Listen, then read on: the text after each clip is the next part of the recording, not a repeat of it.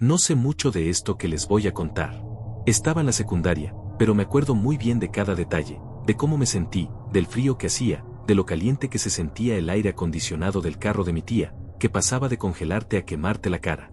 Mi papá estaba en Cancún trabajando, así que yo me quedé cuidando a mi hermano en el departamento donde vivimos, en la colonia del Valle de la Ciudad de México. Él es muy tranquilo y estábamos de vacaciones, así que no me preocupé. Podíamos pedir comida y yo preparaba el desayuno y la cena. De hecho, disfrutábamos esos días en los que nos dejaba solos porque nos dormíamos tarde viendo videos. Esa tarde todo se puso feo. Ya habíamos tenido un susto por la mañana cuando sonó la alerta sísmica, aunque no se sintió nada, y apenas caía el sol una fuga de gas nos hizo dejar el edificio junto a varias personas mayores que se pusieron mal de la ansiedad. Lo peor fue cuando nos dijeron que no podíamos volver hasta terminar la investigación porque la fuga era peligrosa. Alguien llamó a mi papá. Lo único que pudo hacer fue pedirle un favor a su hermana, a mi tía Lucía, que fuera por nosotros y nos dejara quedarnos con ella hasta que él volviera. No tenemos familia en la ciudad ni amigos de suficiente confianza como para recibirnos a los dos juntos por una semana sin aviso. Por eso esa fue la única opción. Mi tía Lucía vive en Querétaro. A la pobre le tocó salir de su casa en ese momento para llegar por nosotros a las 10 de la noche, comprarnos algo de cenar, tomar carretera y manejar sin parar para llegar cuanto antes. Todo empezó conforme a lo planeado. Nos detuvimos en una gasolinera a cargar gasolina y buscar algo que comer, un sándwich sin sabor y unas botanas, lo que uno come en carretera solo por ir comiendo. Mi tía nos preguntó 3 veces, al llegar, mientras comprábamos y cuando nos íbamos, ¿quieren ir al baño? Ya no habrá oportunidad hasta llegar a casa. Ya no nos vamos a parar. Las 3 veces respondimos que estábamos bien. Pero apenas habíamos avanzado 1 hora cuando mi hermano le dijo que quería hacer pipí, que ya no se aguantaba. Tenía ganas desde que dejamos la gasolinera, pero por vergüenza había respondido que no. Se intentó aguantar, pero ya no podía. No había señales de ningún pueblo cerca. Estábamos a mitad de una zona muy oscura, puro despoblado a ambos lados, monte, hacía mucho frío. Mi tía le dijo que aguantara un poquito más, pero mi hermano empezó a llorar. Así que nos detuvimos. Me dijo que lo acompañara, pero al ver lo solitario y oscuro que estaba todo, ella decidió bajar también. No logro ubicar el lugar con precisión. Solo tengo sospechas. Creo que hay muy cerca un anuncio enorme de seguros en una colina que se ve desde la carretera. Mi hermano bajó del carro y salió corriendo a buscar un pequeño arbusto donde cubrirse de la vista de mi tía. Es muy penoso. Mi tía me dijo que lo siguiera de cerca para que no se fuera a caer. Había luna. Después de acostumbrar la vista se podía ver mejor. Mi hermano estaba terminando cuando gritó. Dijo que había una víbora, que algo se había movido. Yo no le creí, pero me acerqué. Me juró que se había movido algo. No entiendo por qué, pero moví una rama grande que parecía sobrepuesta, como si alguien la hubiera arrancado y colocado ahí. Les juro que no les mentiría. No tengo por qué. Al descubrir la rama y ver debajo del arbusto, algo se movía. Algo negruzco. Parecían 2 serpientes, pero al poder ver mejor en la oscuridad me di cuenta de lo que realmente eran. 2 piernas. 2 piernas desnudas como las de un muerto, pero que se movían al sentirse descubiertas. Como 2 lombrices retorciéndose al salir de la tierra. Todavía ni siquiera terminaba de entender qué era lo que estaba viendo cuando sentí una mano en mi espalda jalándome. Con la otra mano jalaba a mi hermano. Era mi tía, que nos llevaba en silencio pero con violencia hacia el carro. Sin entender por qué, obedecí. Entendí la urgencia, pero algo me hizo mirar atrás. Eso fue lo peor. Vi a una mujer que se dirigía hacia nosotros con cara de furia, enseñando los dientes. No caminaba. Se arrastraba a gran velocidad, apoyándose en sus brazos, porque no tenía las piernas. Se movía a una velocidad imposible para alguien en esa condición. Subimos al carro y mi tía aceleró, atravesándose a un tráiler que se acercaba a gran velocidad. No le importó. Aceleró su carrito a lo poco que daba el motor. La vi pálida. La vi llorar. Le pregunté qué era eso y dijo que nada. Insistí, pero su respuesta fue que no había visto nada. Le pregunté por qué nos había jalado así y se quedó callada. No quiso decir nada más. Mi hermano tampoco hablaba. Solo miraba por la ventana como si no estuviera ahí. Le dije a mi tía lo que había visto en los arbustos, lo que vi al voltear cuando nos jaló, y me pidió que me callara. Me gritó que me callara. Hubo silencio hasta llegar a su casa. No hubo un comentario más. Tampoco a mi papá. Mi hermano no mencionó nada raro de lo que vio entre los arbustos. Dijo que era una serpiente, eso fue lo que le contó a mi papá. Tuvo la suerte de no mirar atrás, de no ver lo que yo vi. Yo en ese momento no conocía, no veía, no escuchaba nada de terror mexicano. Pero con el tiempo encontré relatos donde gente comenta que las brujas se quitan las piernas para convertirse, y siento que eso pudo ser lo que yo vi, a una bruja volviendo por ellas, al lado de la carretera, donde nadie pensaría en buscarlas. Entiendo perfectamente que la gran mayoría de la gente no me va a creer. Lo sé, tendré que cargar con eso toda mi vida. Haber visto algo tan claro, tener una experiencia que a mí me comprueba que todo es posible, pero no poder convencer a la gente de que es verdad. Eso es lo peor. Solo me escondió más, me vigiló más, y yo empecé a cansarme. Por primera vez sentí odio. Un odio intenso que me daba miedo sentir, porque se parecía demasiado al de ella. La única persona que rompía las reglas de la casa era Doña Pilar, nuestra vecina. Una anciana pequeña, de sonrisa permanente, de ojitos cansados. Era la única persona del pueblo que no le tenía miedo a mi mamá. Se odiaban en silencio, pero Pilar siempre encontraba la forma de hacernos sentir humanas. Cada año dejaba pan recién horneado en la puerta. Mi mamá no nos dejaba comerlo. Aún así, ese pan era lo único que nos hacía sentir que alguien pensaba en nosotras. Por ella conocía a Pancho, su nieto. Lo veía desde la ventana. Siempre llegaba a caballo, traía cosas para su abuela. Cuando la salud de Pilar empezó a empeorar, Pancho comenzó a visitarla más seguido. Un día que regresábamos del río, Pancho se acercó para ayudarnos con los baldes. No alcanzó a tocar nada. La voz de mi madre lo detuvo en seco. Un no, corto, duro. Pancho se quedó congelado. Antes de entrar a la casa, miré a Pilar. Me sonrió. Una sonrisa que se sintió como una despedida. Al día siguiente cumplí 15 años. Como siempre, nadie dijo nada. Pero al salir al patio vi la canasta de siempre. Pan recién hecho, caliente. El olor me golpeó la cara. Pancho estaba apoyado en la cerca. Sonreía. Pilar me saludaba desde su puerta. Algo en mí en ese momento se rompió. Entré a mi casa con la canasta. Llamé a mis hermanas. Les di el pan. No se los pedí. Se los ordené. Mi madre salió de su cuarto. Nos miró. Yo la miré de vuelta. Y mordí el pan. El silencio fue horrible. El pan sabía algo que nunca había probado. Como si me devolviera algo perdido. Mi madre me sostuvo la mirada. Y por primera vez vi miedo en sus ojos. Esa noche no dormí. La casa crujía. El viento hacía ruidos raros. En la madrugada la escuché cantar. Venía del patio. Me acerqué a la ventana. Había una fogata y el fuego se movía extraño. Mi mamá estaba de espaldas. Su postura no era normal. Bajé la mirada y vi sus piernas. No eran pies. No voy a explicar más. Solo diré que entendí por fin que mi madre no solo hacía cosas oscuras. Mi madre no era del todo humana. Y supe con una certeza que me heló la sangre que lo que le pasó a Esther nunca fue un accidente. Después de esa noche supe que ya no podía quedarme. A la mañana siguiente Pancho llegó golpeando la puerta con urgencia. Tu mamá se fue al cerro, me dijo en voz baja. La vi salir hace rato.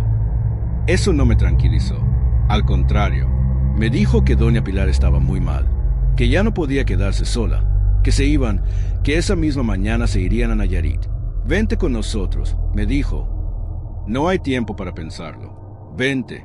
Mis hermanas estaban detrás de mí, calladas, temblando.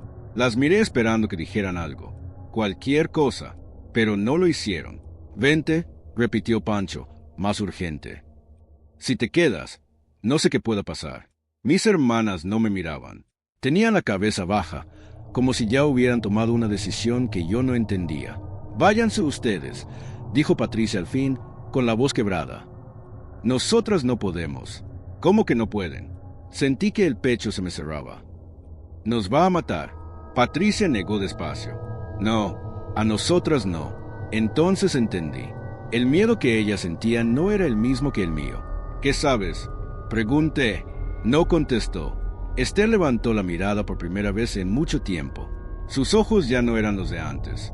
Tú eres la que se tiene que ir, susurró. Un frío me recorrió el cuerpo. Pancho me tomó del brazo. Ya, no hay tiempo. Y por primera vez en mi vida, elegí por mí. No me despedí. No miré atrás. Salí. El camino al pueblo se sintió más largo que nunca. Cada ruido me hacía brincar. Cada sombra parecía moverse. Sentía como si algo nos siguiera. «No mires atrás», me dijo Pancho. Pero claro que miré. Siempre miras. Y la vi, allá lejos, en el camino al cerro. Mi madre, o lo que fuera que era. No caminaba. Se arrastraba de una forma imposible. Rápida, demasiado rápida. «Viene», grité. Pancho volteó. «Corre». Corrimos sin pensar, sin aire, con el corazón desbordado, hasta llegar a la casa de Doña Pilar. Entramos sin tocar. Ella estaba en la cama, inmóvil. Pensé que ya estaba muerta, pero abrió los ojos y me miró como si me hubiera estado esperando. «Llegaste», dijo. «Abuela», susurró Pancho, arrodillándose. Pero ella no lo miró, solo a mí. «No tienes mucho tiempo. Ya sabe lo que eres. ¿Qué soy? No eres su hija». El silencio fue pesado, irreal. «Te trajo para usarte, como a las otras». «¿Las otras? Tus hermanas no son tus hermanas. Esa cosa no puede crear vida. Solo roba, toma, mezcla. Tú saliste diferente». Y eso la asustó. Sentí que todo encajaba de golpe. El encierro, el control, el uso. «Lo que tú haces no es de ella», añadió. Miré mis manos. El calor ya empezaba a despertar. «Puedes sanar, pero también puedes cortar».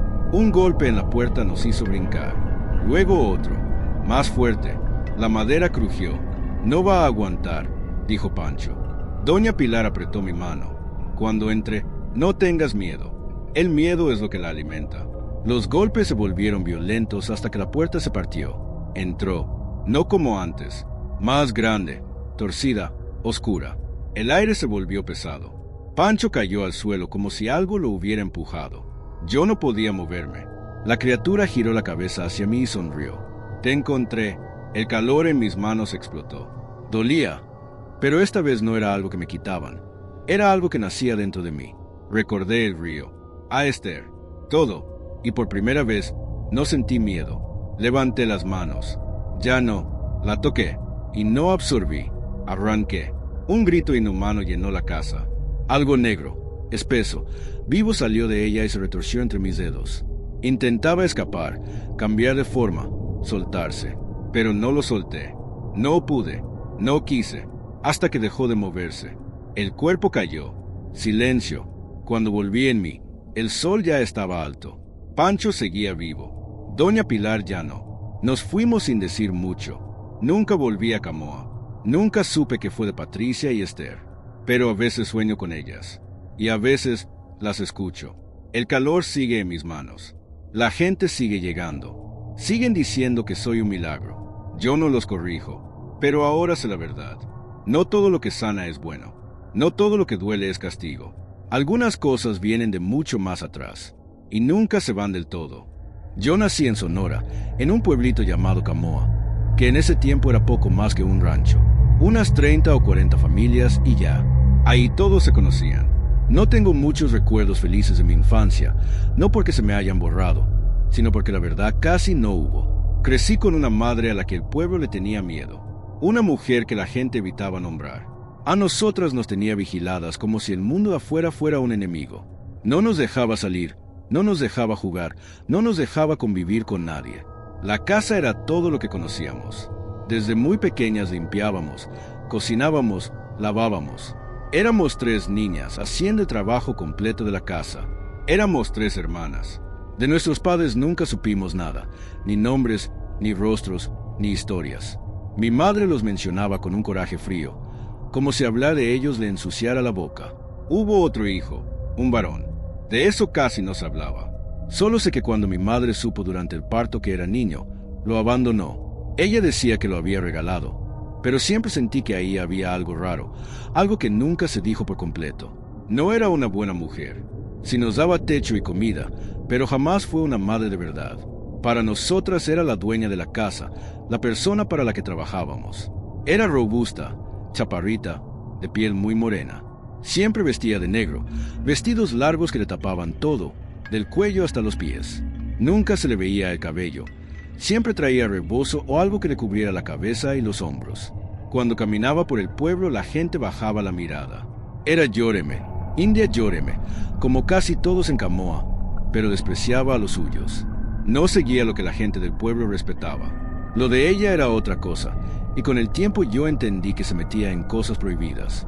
Así lo decían los viejos cuando creían que no los oíamos. Nosotras, en cambio, no nos parecíamos en nada a ella. Éramos altas, muy pálidas, de ojos claros y con el cabello rubio. En el pueblo hasta murmuraban que no éramos sus hijas, que una mujer como ella no podía parir niñas así. Algunos decían que nos había robado. Nosotras nunca lo confirmamos, pero con los años esa duda se nos quedó viviendo adentro. La única rutina que nos daba algo parecido a la libertad era ir al río. Ahí lavábamos la ropa, recogíamos agua, nos bañábamos y jugábamos, aunque fuera un poquito. Un rato para sentirnos niñas, para reírnos bajito, para fingir que vivíamos una vida normal. Justo ahí, en el río, pasó algo que nos partió. Ese día, cuando ya nos íbamos a regresar, mi hermana menor, Esther, nos pidió quedarse un poco más. Mi madre tenía una regla: nunca separarnos. Jamás. Le dije que no, que nos iban a castigar si volvíamos sin ella. Pero Esther se soltó llorando, aferrada al río como si no quisiera salir, como si supiera que ese ratito era lo último que le quedaba de calma. No sé por qué cedí. Tal vez por cansancio, tal vez porque la vi tan desesperada. Le dije a Patricia, mi otra hermana, que fuéramos a dejar la ropa a la casa y volviéramos por ella rápido. El camino era de unos 10 minutos. La dejamos ahí y corrimos. De verdad corrimos. Cuando regresamos no habían pasado más de 20 minutos. Pero esos minutos bastaron. Encontramos a Esther a la orilla del río. Estaba encogida, hecha bolita, golpeada. No reaccionó cuando nos vio. La tierra estaba revuelta, y ella tenía la mirada perdida, como si se hubiera ido por dentro y solo su cuerpo se hubiera quedado. Patricia y yo entendimos de inmediato que había pasado algo malo, algo muy malo. Entre las dos la metimos al agua, le limpiamos los golpes como pudimos, con desesperación, como si el río pudiera llevarse lo que le dolía. Le preguntamos una y otra vez qué había pasado, quién fue, de dónde había salido. Esther no contestaba, no lloraba, no gritaba, no decía nada. Era como si no pudiera. Nos regresamos con un miedo que no sé explicar. No era solo miedo al castigo de mi madre. Era sentir que el mundo allá afuera sí era tan cruel como ella siempre decía.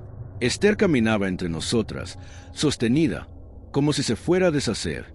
Y ya casi llegando a la casa, por fin dijo algo, bien bajito, como si le diera vergüenza o como si ni ella misma estuviera segura de lo que decía. Fue un cerdo.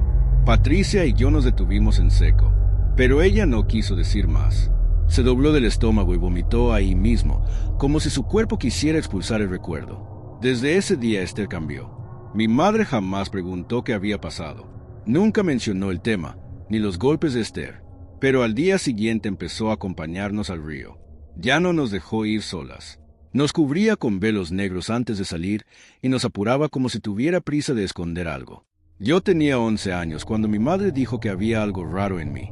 No lo dijo con preocupación, sino como si hubiera encontrado una herramienta útil. «Tú tienes algo», me dijo una noche. «Hay que aprender a usarlo». Yo no entendía a qué se refería hasta que me obligó a ponerle las manos encima a una mujer del pueblo que se quejaba de un dolor fuerte en el brazo. Me dijo que no pensara, que solo tocara. Cuando lo hice sentí algo. Mi cuerpo se calentó de golpe, un calor profundo que venía desde adentro. Me empezó una vibración en los brazos que bajó hasta las manos. La mujer dejó de quejarse casi de inmediato. «No», me dijo mi madre cuando quise soltarla. «Concéntrate». Cuando la mujer se fue agradecida y confundida, yo me sentí agotada, como si me hubieran quitado algo. Con el tiempo pasó más veces. Mi mamá empezó a traer gente, personas con dolores, con enfermedades, con cosas que los doctores no podían explicar. Yo no entendía cómo funcionaba, solo sabía que al tocarlo sentía su dolor entrar en mí. Ellos se iban aliviados. Yo me quedaba peor. Cuando se corrió la voz de que yo podía aliviar dolores, todo se salió de control. Empezaron a llegar personas de otros lugares. «Es que a ti te envió Dios», me decían. Yo sentía porque no sabía qué más hacer. En mi casa no se hablaba de Dios. No había santos, ni rezos, ni cruces. Solo símbolos, palabras extrañas y cosas que no debían tocarse. Mi madre nunca los corrigió. Que me creyeran algo divino le convenía. Con los años me fui apagando. Me volví irritable, triste. Dormía mal. Soñaba cosas que no entendía. A veces despertaba con las manos ardiendo, como si hubiera tocado algo mientras dormía. Y entonces, sin darme cuenta, crecí. Me volví una muchacha bonita, no porque lo buscara. Y con eso cambiaron las miradas. Los hombres se acercaban, sonreían de más.